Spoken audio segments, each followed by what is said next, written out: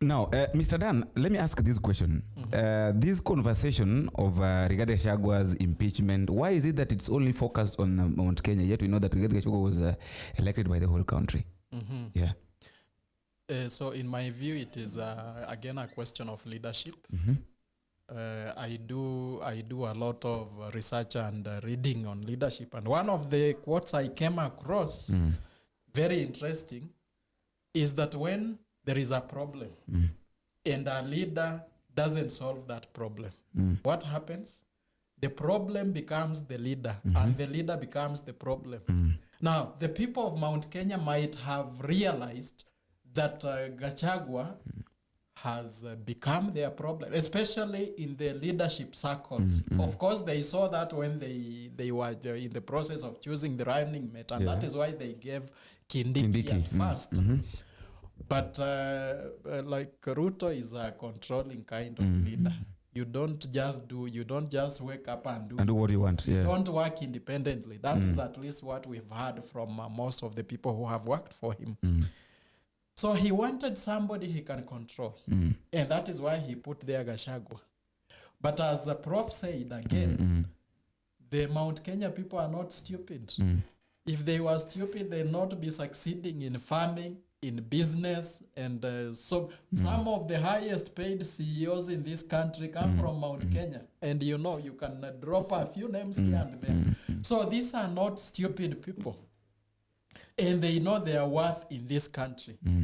And Rigathi doesn't seem to have met the threshold of leading them. That is why there is that revolution. Of course, it looks like they are revolting against Ruto, whom they voted for. But then Ruto must also know. And like I said when we started, we might say all these bad things about Ruto. But one thing I know is this guy is not stupid. So he knows exactly what is happening. And that is why he's more comfortable with a leader that he can control than having a leader emerge and do a handshake with him like Raila has been using our brothers and sisters from the Lake region to do. But don't you think that this issue is going to have is going to bring a lot of chaos and problems? Because I've not heard the people of Nyanza, even the members of parliament that come from Nyanza, talking about his impeachment. Chaos are part of politics. Chaos are part of the democratic process. Sometimes things happen. And they happen for a reason. Let me just take you back to the issue of the handshakes and so on. You know, this country would be very far if we didn't have Raila Odinga in the picture. But every time we have come close to having a real revolution, Raila shows up with a handshake. He messes up everything. We had the real vote of no confidence in this government on 25th when the young people broke into parliament. And Raila would, if I was Raila, I'd have stayed away and waited for the outcome. Of course, we cannot rule out the fact that some people would have died in the process. But you see, sometimes, like James Orengo used to say, sometimes revolutions eat their own children.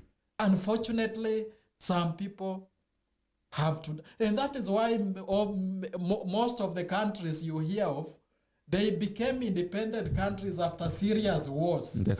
Wars that claim the lives of people. But don't you think that at least there's something that there's somewhere that Raila at least helped by coming out and maybe talking about the dialogue and all that? He simply postponed the problem.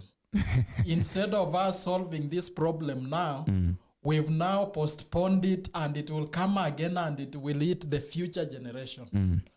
If I were the one to decide, I not want my children to die in the struggle. I'd rather we deal with it, and those of us who are above 40 like me have mainly lived part of our life.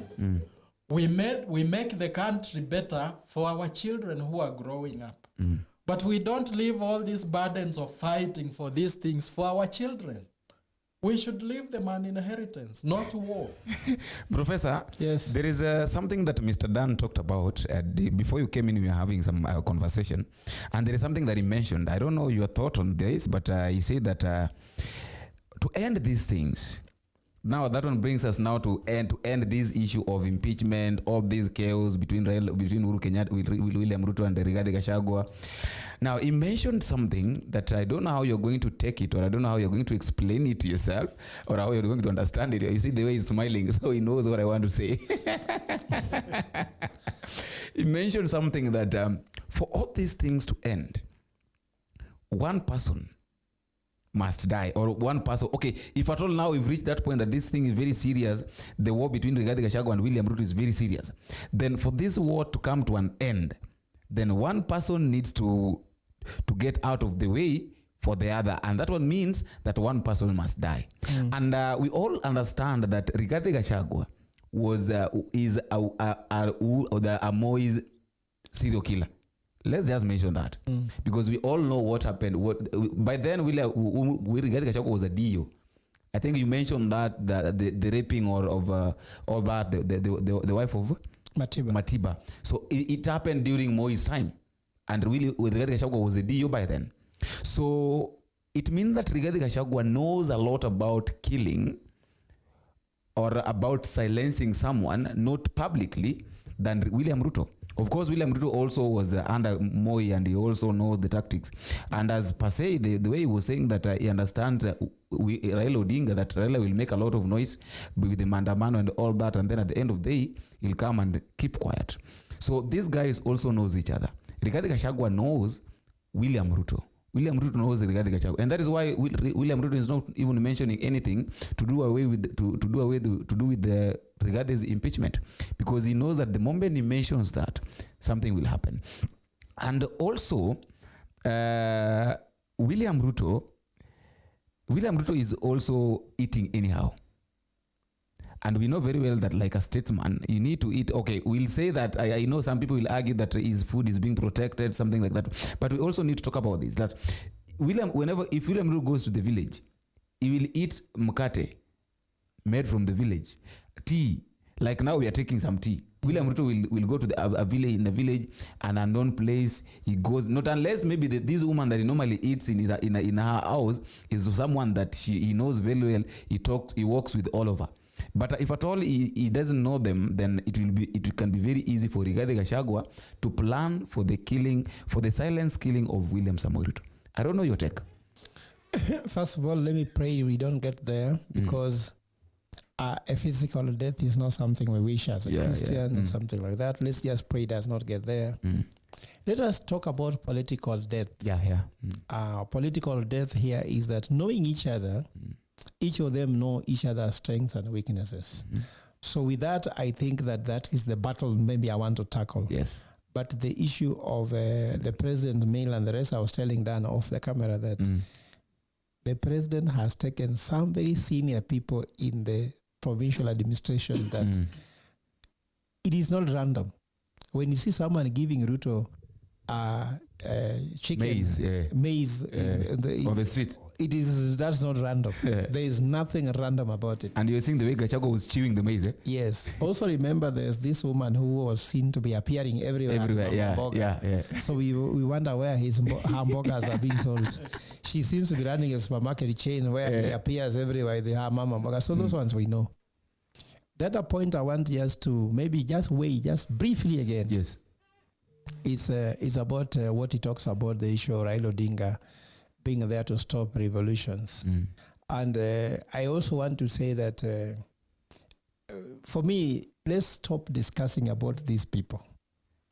Whether Raila Odinga is a true progressive or not, everyone knows. ODM is his party. ODM says they stand for social democracy. How getting an ODM ticket in any position is, we know how hard it is. ODM is owned like a private company, private property. Today there was a very nice article again in the Daily Nation.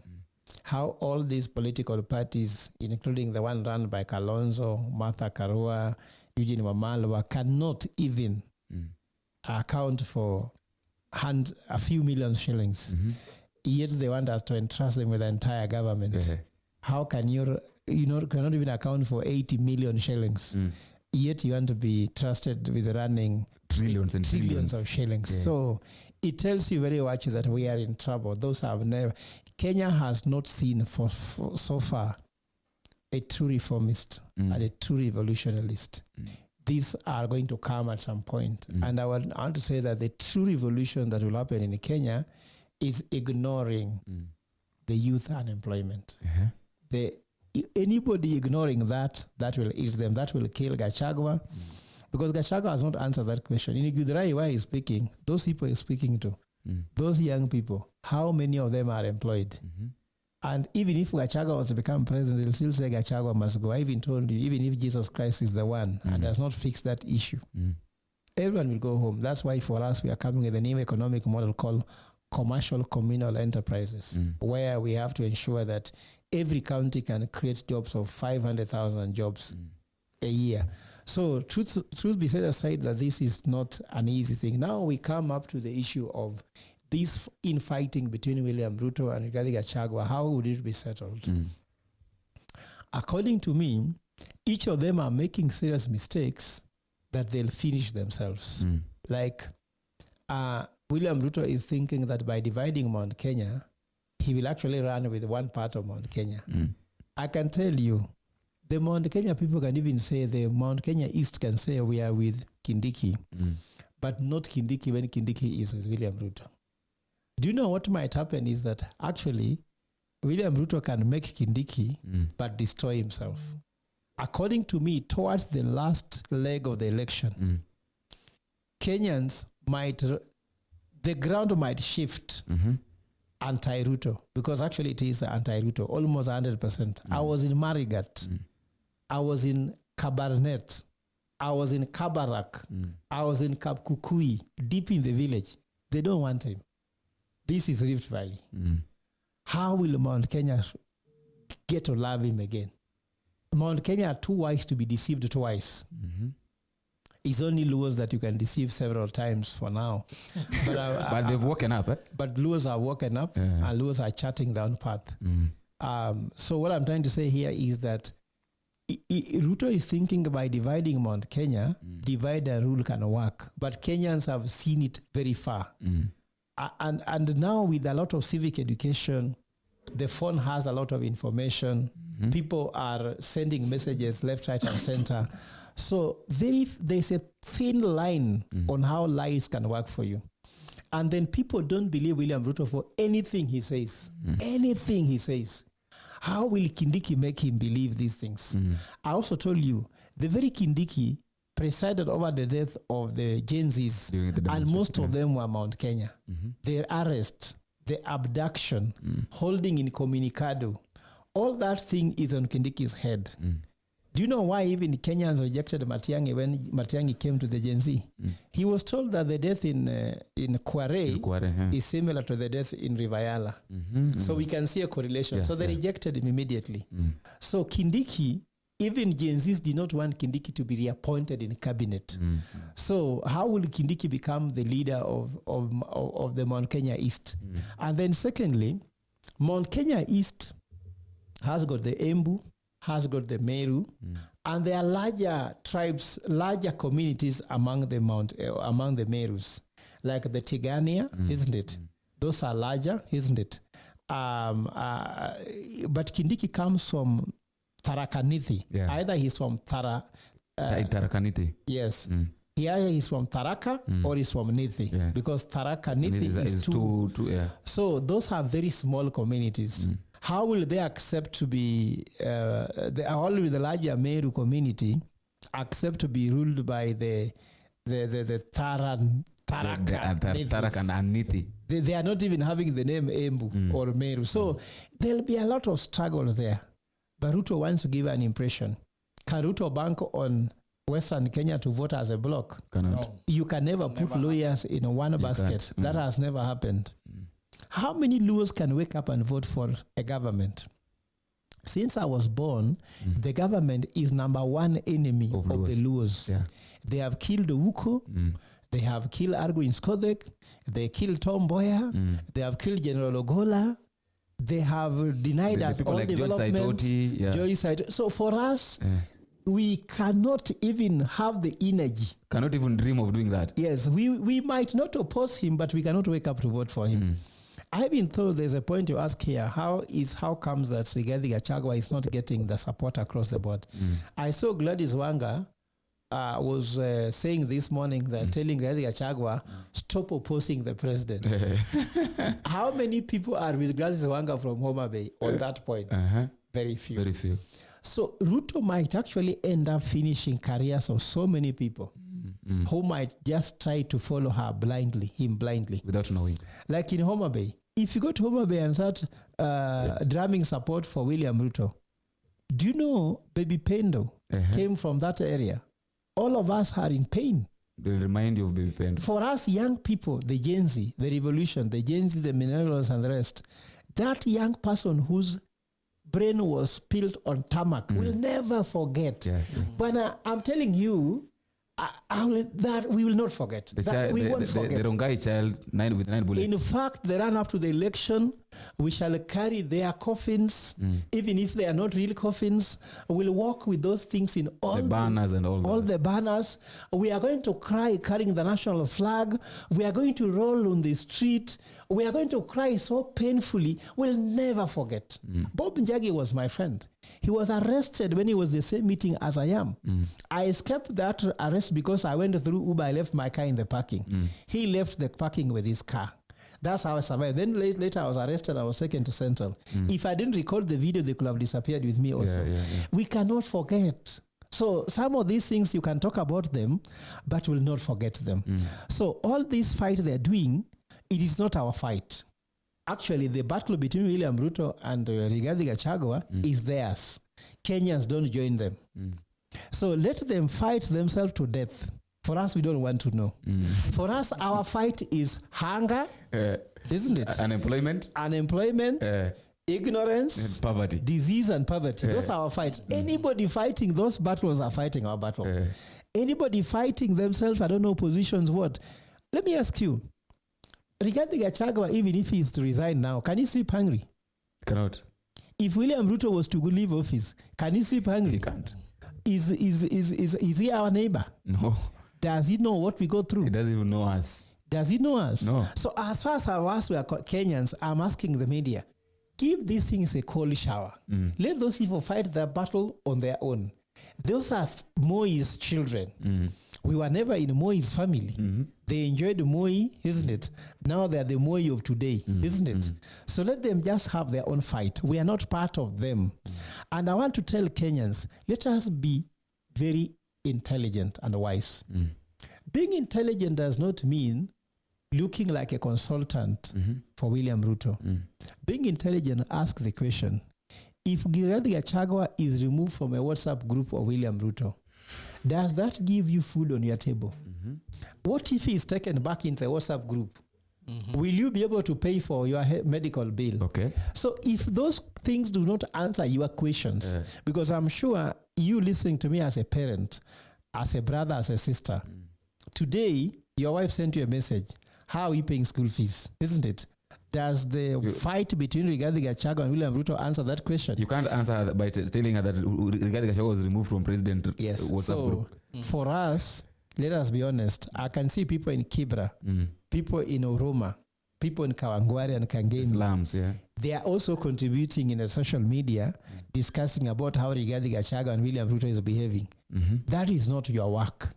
Your work is that you look at the manifesto for Kenya Kwanza. What were they supposed to deliver? Ask about those questions because this thing is shifting us from the main issue. Where is Adani now? Now we are discussing about Gachagua and William Ruto. Have we known how many things are being negotiated and being signed? So let us ask the questions about our sovereignty. Let's ask questions about our economic development. Let's ask questions about our doctors today are on, teachers, university students are now, lecturers on strike today. How can they go back to work, isn't it? How can people get paid? Now, in the budget, in the nation today, 400 million shillings cannot be explained where they are. Those are the questions we will be asking. While on the other side, government's overspending. State House, internal security has overspent, isn't it? Education is underspent. isn't it? All the budget allocation to the Ministry of Health and Education are not disbursed, isn't it? On the side of the President, Gachagua is over disbursed. You understand? Gachagua's office, let him tell us whether he didn't receive the money for moving around. Where is he getting money to fight Ruto? While where is Ruto getting money to fight Gachagua? That is your money. So you should be asking those questions. This war they are fighting. They are fighting with whose money? With your money, isn't it? Well, for you are left there, no healthcare, no education, overtaxed, isn't it? Underserved. You have no passport, you have no ID, there is no IBC. Let them fight when there is IBC. We shall separate them using IBC. You understand me? Let us look at our priority. We cannot be a population that forgets about ourselves and discuss about politicians. I want us to have a leadership discussion. Leadership discussion about people. What are Kenyans' pain points now? Not Gachagua's pain point. Gachagua has become the second most powerful person in this country. Gachagua does not want us to defend him. You have no one to defend you, and you go to defend Gachagua. They say the biggest stupidity in this world is when a poor person come to defend a politician who has stolen from him and her. That is the biggest stupidity. Anybody defending Gachagua and William Ruto, you are stupid, isn't it? Join us in demanding our rights. We went through election in 2022. Immediately after the election, we're discussing Supreme Court, isn't it? After Supreme Court, we're discussing about the swearing in. After swearing in, we discuss about the cabinet, isn't it? The PSS, the forming of the government. Right now. We have discussed about the AU positions, isn't it? Now we are discussing about now how to form a broad-based government, which has been formed. After broad-based government, now we are being told this government is useless. We even want to change now the deputy president, isn't it? When are we going to be the headline when we can receive healthcare, education, and the things that make life for people? According to me, this conversation needs to shift and shift immediately. Wow.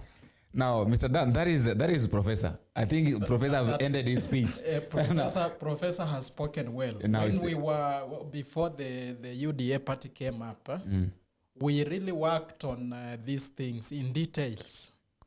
And we knew exactly what we were talking about when we talked about the bottom up. That is one point on which I agree with Rigathi and on concerning what he told the people in Githurai yesterday. That can we go back to implement what we promised the people? Because what is happening is not implementing. What we envisioned as a Transform Kenya movement is a situation where, can you imagine today, there is a bill in parliament by an MP who is taken to be intelligent, a representative of the people, including the so-called Mama Mbogas, and has taken a bill to parliament, and the parliamentarians that we elected have read, and some have agreed that now we start licensing people to grow vegetables. Can you imagine? And cereals. Now, without a license that will cost you 10,000, you cannot even grow that mboga you are talking about. Yet you are the Mama Mboga. Yet you are the Mama Mboga. How many people can afford to get that 10,000 shillings today? Very few. And we have representatives in parliament. That is why I think this is the worst parliament we've ever had. So it should be dismantled. And it is because of the leader. The leader has become a problem. So we must get rid of this problem and get the right leadership in place. Otherwise, we are going to keep complaining here. We will keep talking. And I know it is not an election year. But it's like we're in an election mood. Sometimes we have, the preamble of our constitution. We the people. Yeah, we the people. We the people. We the people need to reach a point and say, we the people have refused. We the people. We the people reject. And, we don't even have to reach a point where we have the impeachment. what Ahmed Nasir was writing on Twitter this morning is that there'll even be no impeachment, because by then the young people would have burnt down parliament. There'll be no parliament, there'll be no executive, because the young people will lead this revolution. I want to encourage every young people listening to this thing today. Don't give up. Come out, fight. This is our country. We all belong. Nobody ever applied to be born a Kenyan. And my final thought on this one, I don't know how many people know the vice president of Tanzania or Uganda. Nobody knows. How come we always have a problem when it comes to Kenya that the president and the deputy have to speak like co-presidents? My suggestion on this one, Professor, maybe we should again review this constitution and have Professor Ogola run as an individual. We vote for him, then he chooses a vice president like it used to be during Moi time, so that the president has time to do the work they are elected to do, and if they don't do it, we crucify them alone in public, in daylight when everybody is seeing. We have this habit of talking of Singapore. Singapore had real leadership. A president, a leader who chose to work for the country, as compared to ours, where our leaders decide to work for themselves. And when there is this joke that was going around online, that because the president of Singapore had chosen the option 1, which was to work for the country, so African leaders had no choice but to choose option 2, which was to make themselves rich and famous. By the way, let me say that the battle between Brigadier Gachagua and William Ruto is nothing new. If you go to Ecclesiastes chapter 3 verse 1-6, shows there is nothing new under the sun. Immediately Jaramogi entered into government with Kenyatta, it showed up. Because the vice president or deputy president in Kenya normally feel they are next to the throne and they want to take the baton early. It happened between, again, Moi and all his vice presidents. That's why eventually choose a yes man called Musalia Mudavadi, because for him he shows no ambition normally. But that one hits. It is in his lack of ambition. It is his lack of ambition. His brother is here. That is the second. That is the third powerful person. That lack of ambition. Now even Kindiki has been called because Kindiki is a yes man. Yeah. In fact, if Kindiki was a man worth his salt, he could have refused to allow Gachagua to be put as deputy president that day in the Karen. So he's a yes man. Again, now we come to Kibaki. Kibaki was lucky to have Wamalwa, but Wamala's issues were more he was having ill health. So he had no ambition. So, of course, he died in office. Now you come to Uhuru Kenyatta. Uhuru Kenyatta had got his DP again, who is William Ruto. That curse was still there. Now, you had Grigadi reminding Uhuru Kenyatta. Remember, the same problem that you had with your former boss is the same problem we are having. So actually, even Grigadi Gachagua doesn't look hurt. Because this is a curse of the vice president. Because there's always there that you are a heartbeat away from the presidency.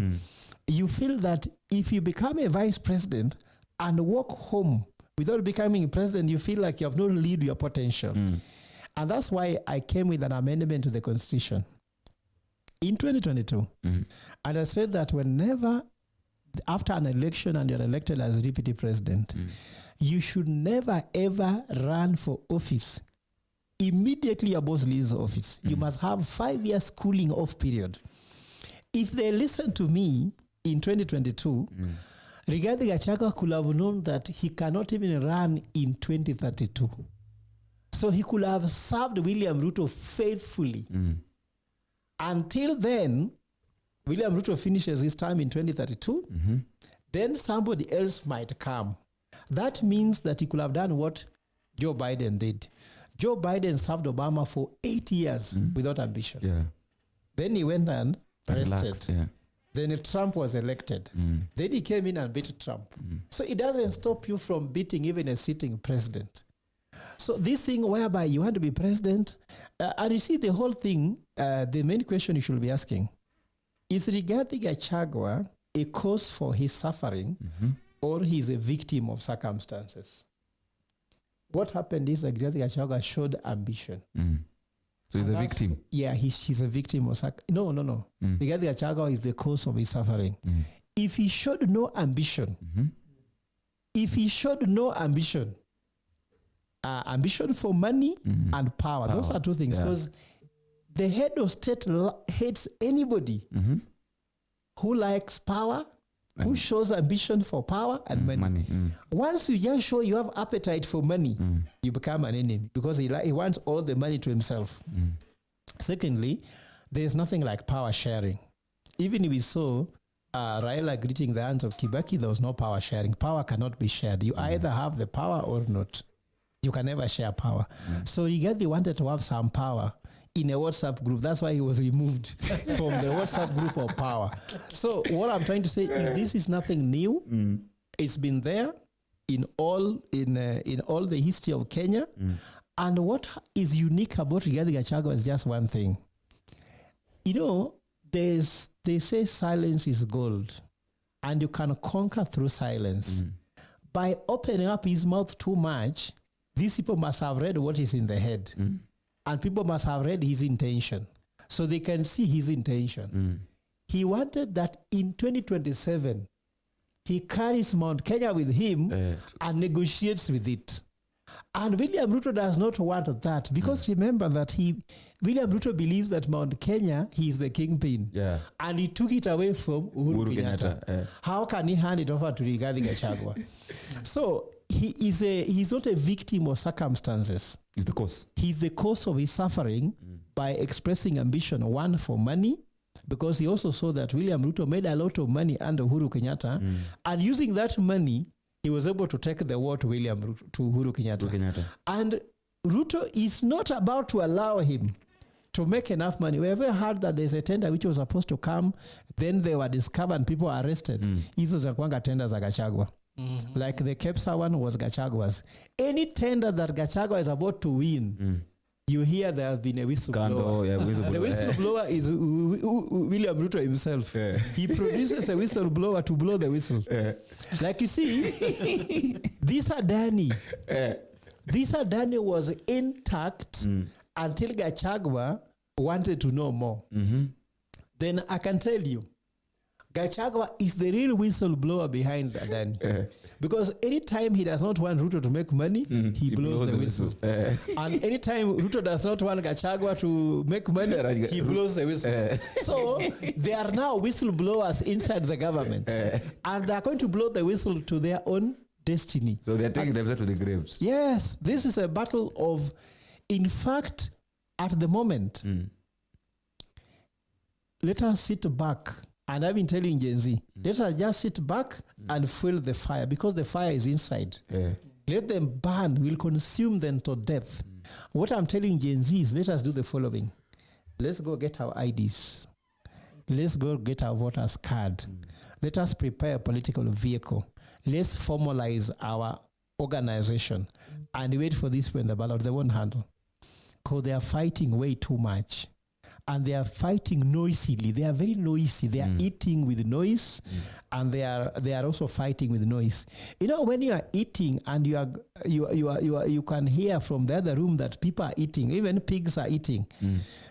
Pigs should not eat until we hear they are eating. They're eating, You eat quietly. They should eat in silence. Yes. And these pigs cannot be able to eat silently. So we are hearing them, they are eating. Let's wait with our vote and our IDs and send these people home. Yeah. Mr. Dan, your last word? I don't think I have a last word other than to just support what Professor is saying. The most important weapon is our voters card. Let's register. And those who feel they can lead, please don't fear to come out. we will we can help. We can share our experience. We can do networking. We can do background organizing. We can support you in any way we can. But above all, as a Transform Kenya movement, we stand for that change. That change that we wanted to bring through the current government, but it simply refused to listen. That change, you see, even the economic empowerment through the Hustler Fund. We had given them a very clear roadmap on how it works. You deal with people who know each other. But they decided to go through a shortcut of disbursing money through phone. And now they are talking of having lost I don't know how many billions. Listening has been a problem to this government. The whole of it, right from the sweeper down there all the way to the president. Everybody thinks they know more than anybody else. You, ladies and gentlemen, you are not the brightest people in this country.